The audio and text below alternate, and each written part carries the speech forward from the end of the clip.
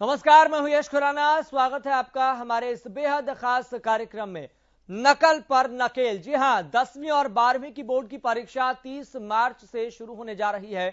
शिक्षा बोर्ड परीक्षा में नकल पर रोक लगाने के लिए कमर भी कस चुका है। स्कूलों के साथ साथ पंचायतों का भी सहयोग लिया जाएगा। तो कैसे और किस किस के सहयोग से नकल फ्री हो सकेगी परीक्षाएं, इसी पर हम चर्चा करेंगे। लेकिन उससे पहले आप ये खास रिपोर्ट देखिए।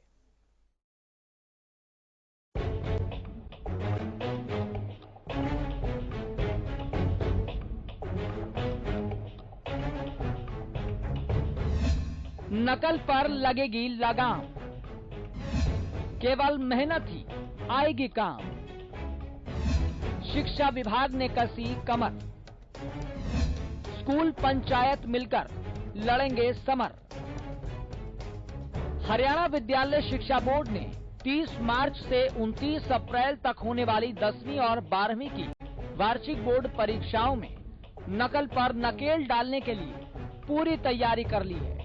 इसके लिए सभी जरूरी कदम उठाए जा रहे हैं। इसके लिए पंचायतों का भी सहारा लिया जाएगा। इसके अलावा सभी जरूरी कदम उठाने के लिए स्कूलों को आगाह भी किया गया है। आइए ग्राफिक्स के जरिए अब आपको समझाते हैं बोर्ड नकल रोकने के लिए क्या क्या कदम उठाने जा रहा है। सभी परीक्षा केंद्रों के टूटे हुए खिड़की दरवाजे ठीक कराए जाएं। स्कूलों में प्रार्थना सभा में नकल नहीं करने की शपथ दिलाई जाए। अभिभावकों को परीक्षा केंद्रों पर नहीं आने के लिए समझाया जाएगा। परीक्षा केंद्र से 500 मीटर तक किसी भी व्यक्ति के प्रवेश पर बैन। परीक्षा केंद्रों पर पुलिस का उचित प्रबंध। पंचायत से नकल रोकने में सहयोग करने की अपील। 10वीं और 12वीं की बोर्ड की परीक्षा 30 मार्च से शुरू हो रही है। शिक्षा बोर्ड नकल रोकने को लेकर अपनी तैयारियों को लेकर सजग है। सभी स्कूलों के मुखियाओं से बातचीत जारी है। दिशा निर्देश दिए जा चुके हैं, लेकिन अब देखना होगा कि विभाग इसमें कितना कामयाब हो पाता है। Bureau report, Haryana news. तो पॉइंट्स तो बता दिए गए हैं, फैक्टर भी बता दिए गए हैं कि कैसे हम नकल को रोक सकते हैं और एक नकल रहित परीक्षा को आयोजित हम करवा सकते हैं। लेकिन इसमें कितनी कामयाबी मिलेगी और ये जो तैयारियां की जा रही है ये कितनी कारगर सिद्ध हो सकती है, इसको जानने समझने की हम कोशिश करेंगे। और इसके साथ साथ उन फैक्टर्स पर भी बातचीत करेंगे कि कैसे एक सिस्टम में ट्रांसपेरेंसी आ सकेगी और जो नकल वाली मानसिकता होती है छात्रों के, विद्यार्थियों की, उसको भी हम बदल पाने में कैसे कामयाब हो सकते हैं।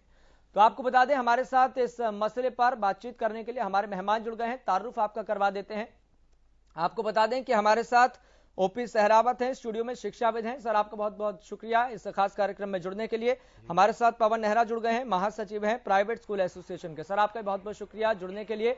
और हमारे साथ डॉक्टर पीके शर्मा, संयुक्त सचिव हैं शिक्षा बोर्ड के। सर, आपका बहुत बहुत शुक्रिया जुड़ने के लिए। और हमारे साथ हमारे संवाददाता गुरुग्राम से जुड़ गए हैं, सुशील सिंह।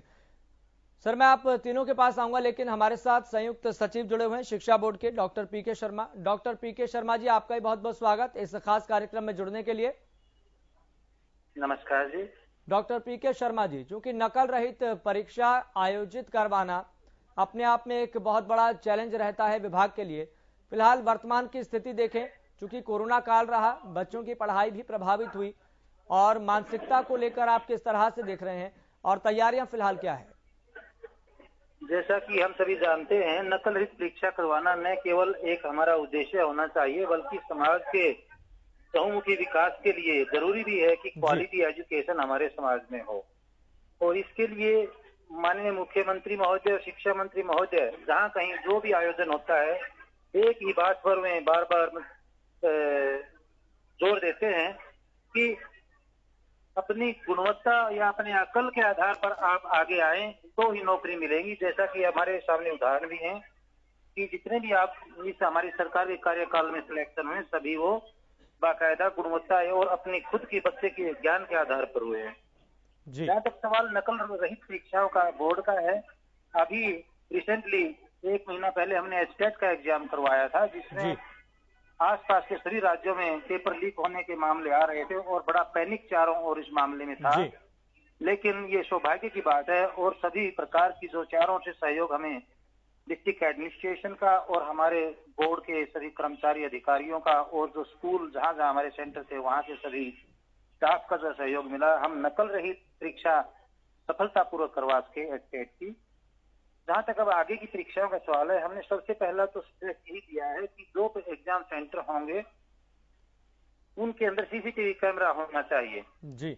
और ज्यादातर एग्जाम सेंटर्स में सीसीटीवी कैमरा लगाए जा चुके हैं। यदि क्वेश्चन इस बात पर आता है कि सीसीटीवी कैमरा का उद्देश्य क्या है, अभी एचटेट के एग्जाम में भी हमारे चेयरमैन महोदय ने सीसीटीवी कैमरा के थ्रू ही 32 यूएनसी के केसेस बनाए थे और जब उन विद्यार्थियों परीक्षार्थियों को बोर्ड में बुलाया गया तो उन्होंने कहा मैंने तो नकल की ही नहीं, लेकिन हमने जब उनको फुटेज कैमरा की दिखाई तो सरेंडर कर गए। न केवल सरेंडर कर गए, हमने उनका एग्जाम भी कैंसिल किया। तो इस प्रकार से हम लेटेस्ट टेक्नोलॉजी का मैक्सिमम यूज करने की कोशिश इसमें करेंगे।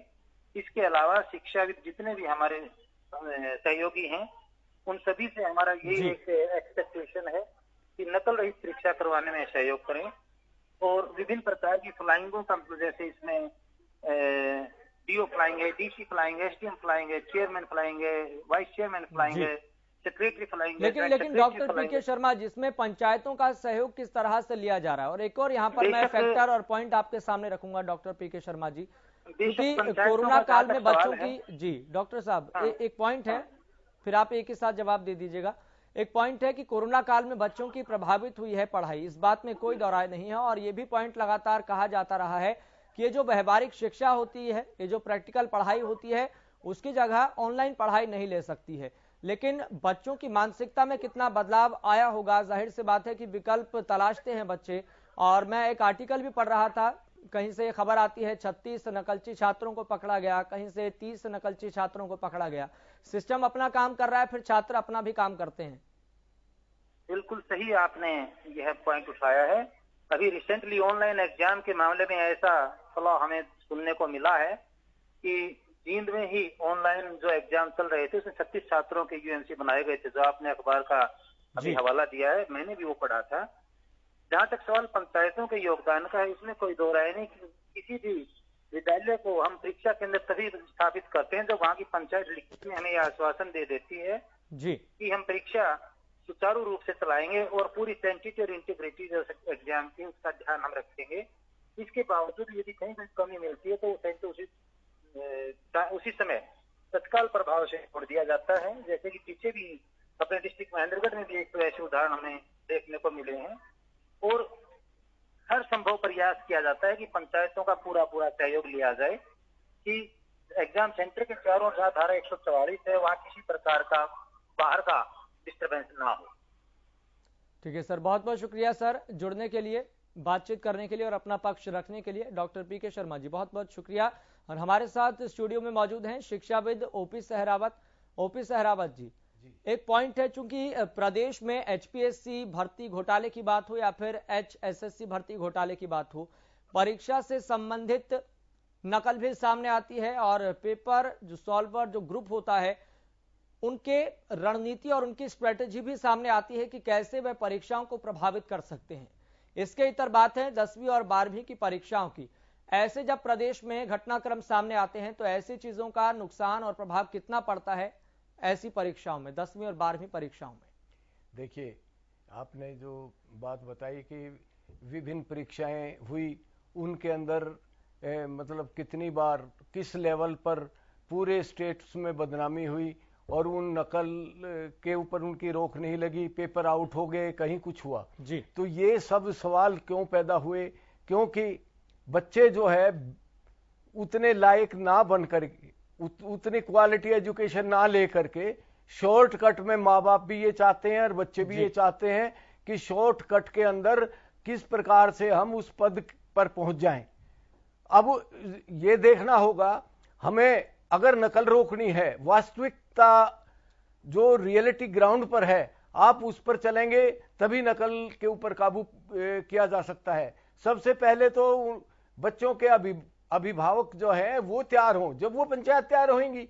दूसरी बात यह है कि उसमें डिस्ट्रिक्ट एडमिनिस्ट्रेशन का जो मेन रोल रहता है वो मन से ये अगर धारणा मन में बैठा लें कि मुझे नकल रहित परीक्षा करवानी है, तो कोई कारण ही नहीं है कि नकल जो है किसी भी सेंटर पर हो जाए। क्यों? वो पुलिस को तैनात करेंगी, पुलिस की देखरेख के लिए चेकिंग करेंगी और उड़न दस्ते होंगे उनकी चेकिंग करवाएंगी। तो ये मन से जब ये हर वर्ष ये कहा जाता है कि भाई नकल के लिए उड़न दस्ते बना दिए, ये बना दिए, वो सारे हमने इंतजाम कर दिए, लेकिन जब अपने मन से ये नहीं होगा, जब तक बच्चे हमारे लायक बनाने हैं हमने और क्वालिटी एजुकेशन के थ्रू बगैर नकल के उनमें अगर उनके अंदर काबिलियत होगी तो वो अगली क्लास में जाएं, नहीं तो नहीं। तो अभिभावक ये नहीं सोचते, अभिभावक ये सोचते हैं मेरा बच्चा किसी तरह से पास हो जाए।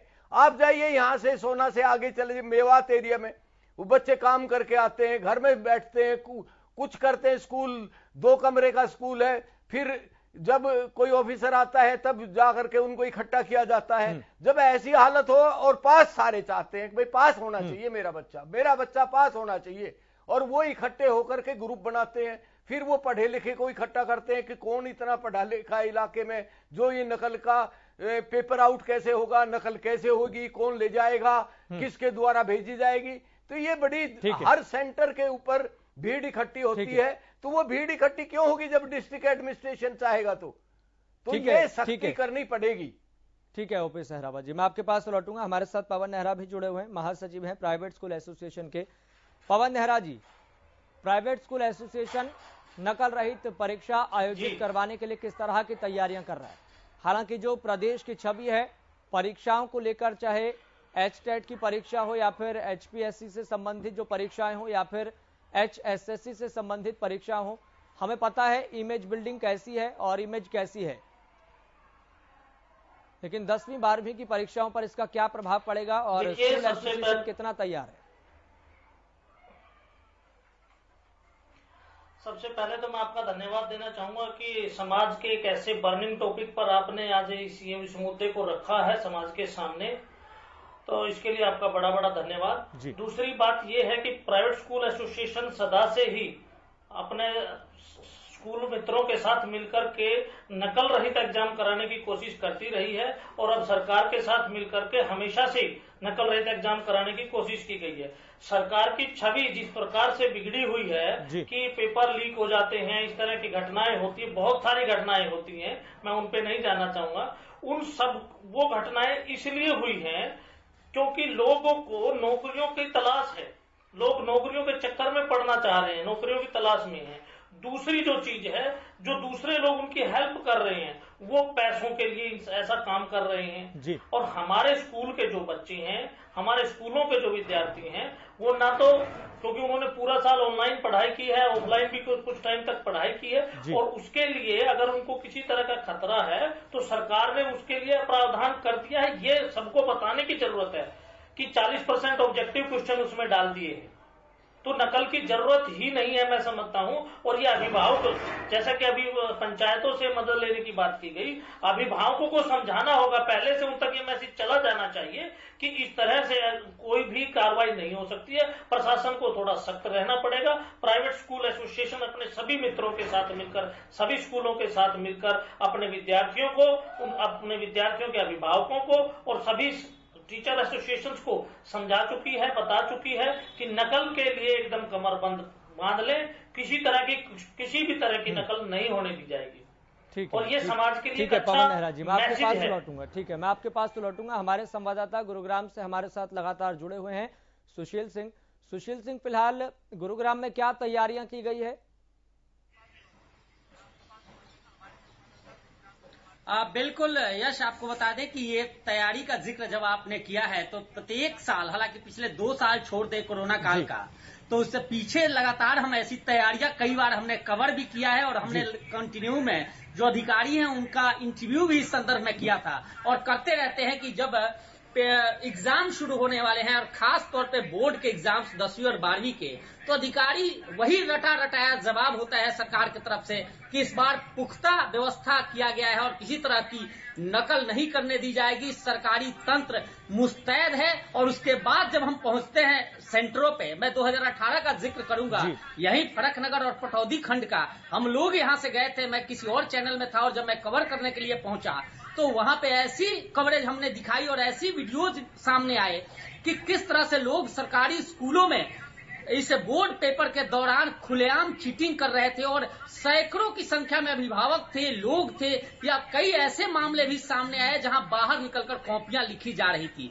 इसकी शिकायतें हुई और उस वक्त तत्कालीन जो पुलिस कमिश्नर थे उन्होंने भी मौके का मुआयना किया था, डिप्टी कमिश्नर ने भी मौके का मुआयना किया था, सख्ती बरती गई थी, पुलिसकर्मी लगाए गए थे, लेकिन इसके बावजूद भी नकल नहीं रुकी। और अब इस बार भी वही, जब 30 तारीख से पेपर है और बोर्ड का एग्जाम है और सरकार का ऐसा ही बयान आया है, हालांकि यस इसमें थोड़ा सा डिफरेंस जरूर है। पहली बार हमने देखा है कि इस बयान में सरकार की जो गाइडलाइन है उसमें शपथ की बात की गई है, संस्कार की बात की गई है। यानी पहली बार सरकार भी मान रही है कि जितने अमले और जितना तंत्र इस्तेमाल किया जाता है इन परीक्षा में नकलों को रोकने के लिए, वो कहीं न कहीं विफल होता है। और यही वजह है कि सरकार अब इस संस्कार का जिक्र करती है कि जितने 10वीं और 12वीं के छात्र हैं उनको शपथ दिलाई जाएगी, उनके अंदर यह संस्कार बिल्डअप किया जाएगा कि वे नकल न करें और गलत काम न करें। लेकिन यह उतना ही मिथ्या नजर आता है जितना कोर्ट में हम देखते हैं कि कोई मुलजिम खड़ा होता है और उससे कहा जाता है कि गीता पे हाथ रख के आप कसम खाओ कि आप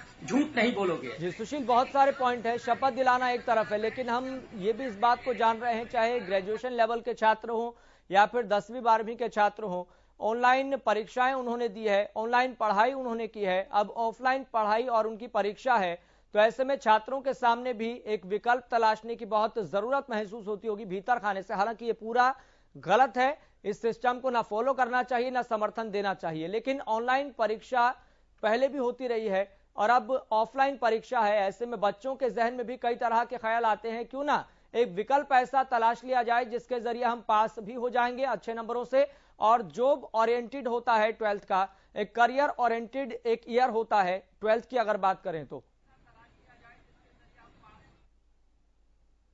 यस, यहाँ दो चीजें हैं। मैं आपको अभी आज से 15 दिन पहले का एक वाकया जहन में लाऊंगा कि गुरुग्राम यूनिवर्सिटी के बाहर छात्रों ने प्रदर्शन किया था, रोड ब्लॉक किया था और पुलिस को हल्के बल का प्रयोग भी करना पड़ा था। ये मसला वही था कि वे लोग भी ऑनलाइन एजुकेशन की बात कर रहे थे, ऑनलाइन एग्जाम की बात कर रहे थे, जबकि देखिए क्वालिटी बेस्ड एजुकेशन की जब बात की जाती है तो वहां ऑनलाइन एजुकेशन महज एक खाना पूर्ति या ऑनलाइन एग्जाम एक महज खाना पूर्ति होता है। जबकि जो छात्र या अभिभावक, कई अभिभावकों से जब बात हुई और इस संदर्भ में एजुकेशन को लेकर जब चर्चा होती है तो आज पूरे विश्व में जब भी कोई पेरेंट्स या अपने बच्चों के भविष्य के बारे में सोचता है तो उसके पास दो ऑप्शन होते हैं, या तो हेल्थ या एजुकेशन। यानी कोई भी पेरेंट्स अपने बच्चों के लिए चाहता है कि उसके बच्चों को बेहतर हेल्थ मिले और बेहतर एजुकेशन मिले। और बेहतर एजुकेशन की बात करते हैं क्योंकि कॉम्पिटेटिव युग है, चाहे वो निजी क्षेत्र हो या सरकारी क्षेत्र हो, और कॉम्पिटेटिव एग्जाम का अगर जिक्र करें तो वैसे में ऑनलाइन एग्जाम के सहारे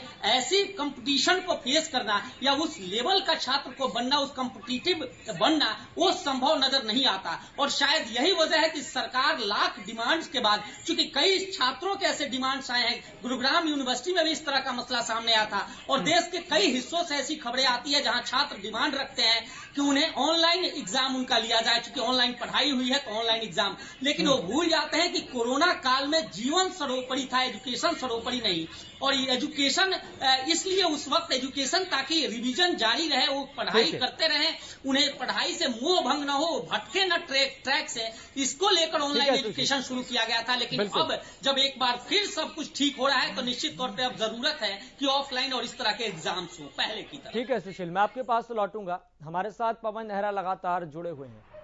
पवन नेहरा जी, जब कोई नकलची छात्र पकड़े जाते हैं तो इस पॉइंट को आधार बनाकर क्या समझा जाए कि उस नकलची छात्र का सबसे ज्यादा नुकसान है या उस सिस्टम का नुकसान है या फिर उन बच्चों का जो जी तोड़ मेहनत करते हैं और ईमानदारी के साथ अपनी परीक्षा देते हैं, सबसे ज्यादा नुकसान किसका है?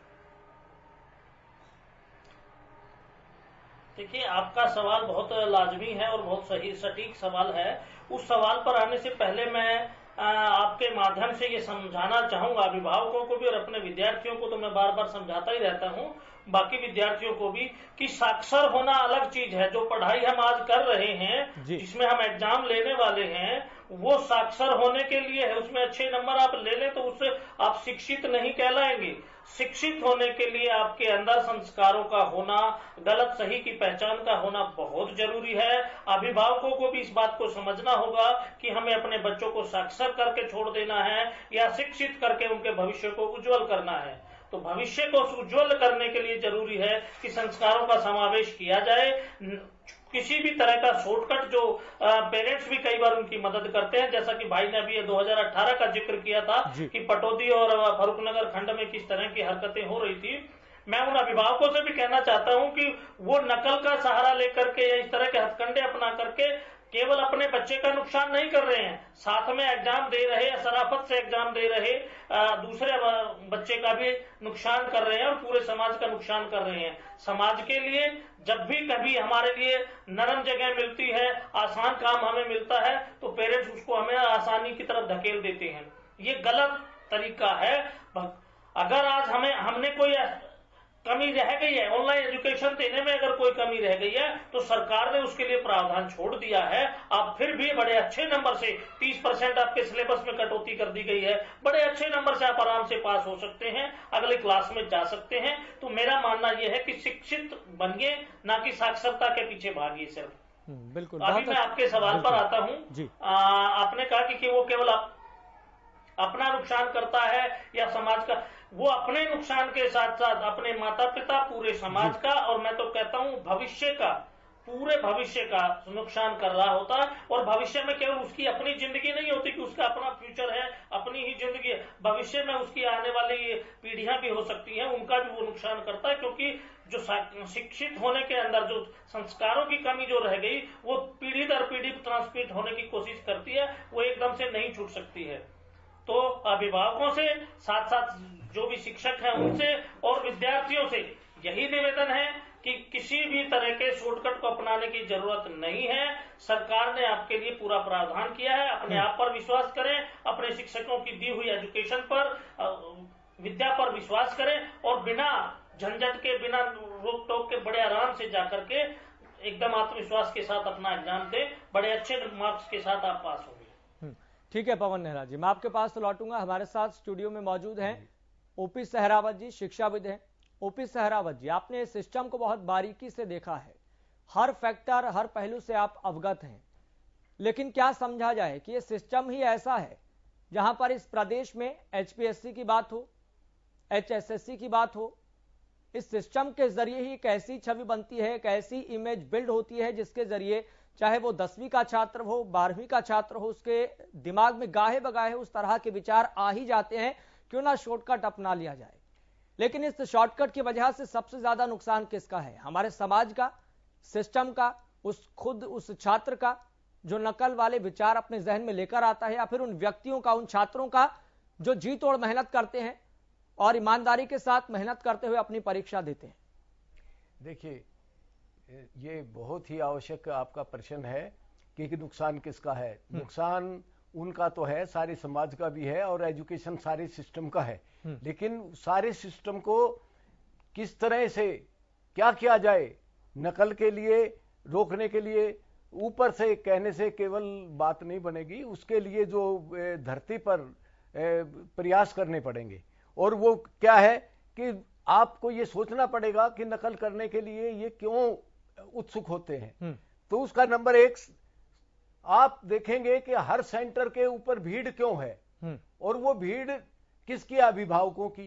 क्यों इकट्ठा होते हैं? क्या अभिभावक चाहते हैं उनको कैसे मनाया जाए, या उन पर सख्ती की जाए, बच्चों पर सख्ती की जाए? एक एग्जाम में उनके अच्छे मार्क्स नहीं आ पाएंगे, कोई बात नहीं, अगली बार वो पढ़ेंगे। एक बार आप जिस बच्चे को नकल करा दोगे, सारी उम्र वो बच्चा नहीं पढ़ने वाला, और पेरेंट्स जाकर के उनके साथ मदद करते हैं, तो वो बच्चा पढ़ने की उसके अंदर मतलब एक नहीं रहेगी बात, जो उसके अंदर ये लायकत, अपने अंदर जो उसमें क्वालिटी भरने की बात है, वो नहीं आ पाएगी। और ये खाली कहने से बात नहीं बनेगी, कि भाई फ्लाइंग लगा रखी है, हमने डिस्ट्रिक्ट एडमिनिस्ट्रेशन को चिट्ठी भी लिख दी है। ये एक सजग हो करके एक साल मेहनत करनी पड़ेगी। जो पहली साल नकल नहीं हुई तो अगले साल आप देखना 75% जो बच्चे हैं वो अपने आप पढ़ना शुरू कर देंगे। और ये एक बार होगी तो ये अभिभावक ये समझते हैं कोई बात नहीं, बच्चे ने 2 साल हो गए और इसमें कोरोना काल था यार, इसमें पढ़ाई नहीं हुई है तो अब कैसे भी हो इस बार ही तो करवाई देते हैं। तो वो जो करवाई देते हैं, बिल्कुल इस पॉइंट को भी मैंने इसलिए रखा था क्योंकि कोरोना काल है, ऑनलाइन पढ़ाई को लेकर बहाने बनाए जाते हैं। हमने खुद बारीकी से देखा है सर क्या होता है। मैं आपको ये बताना चाहता हूं कि चलो करवाई देते हैं, वो करवा नहीं सकेंगे, खाली मतलब अभिभावक कुछ नहीं कर पाएंगे जब तक टीचर इन्वॉल्व नहीं होंगे। ठीक है, बिल्कुल बहुत सारे फैक्टर इसके साथ जुड़े हुए हैं। उनके क्वेश्चन को, उनके प्रश्नों को हल कौन करेगा? टीचर्स। वो टीचर्स को ला करके एक साइड में बैठाएंगे, कोनों में बैठाएंगे, पेपर लाएंगे, उससे हल करवाएंगे, तभी तो हो पाएगा ये। तो ये चीज रोकनी होगी। और ये एक मतलब सच्चे हृदय से डिस्ट्रिक्ट एडमिनिस्ट्रेशन को, अथॉरिटीज को, एजुकेशन डिपार्टमेंट को, सारे सिस्टम को मजबूती से एक साल इसकी पूरी देखभाल करके आप रोक सकेंगे। ठीक है ओपी सहरावत जी, ठीक है, बहुत अच्छे पॉइंट है, बहुत अच्छे फैक्टर हैं, लेकिन इस बात को समझना बहुत जरूरी है और सीरियसली। ओपी सहरावत जी बहुत बहुत शुक्रिया जी अपना पक्ष रखने के लिए, बातचीत करने के लिए। पवन नेहरा जी आपका भी बहुत बहुत शुक्रिया बातचीत करने के लिए, पक्ष रखने के लिए। तो यहां पर बहुत जरूरी है कि नकल पर नकेल कसी जाए और सिस्टम को जो बेहतर बताने की बात कही जा रही है उस सिस्टम की बेहतरी फिर दिखनी भी चाहिए, ताकि जो मंशा है कि नकल रहित परीक्षा हो उसमें कामयाबी मिलनी चाहिए। फिलहाल मुझे दीजिए इजाजत, लगातार आप देखते रहें हरियाणा।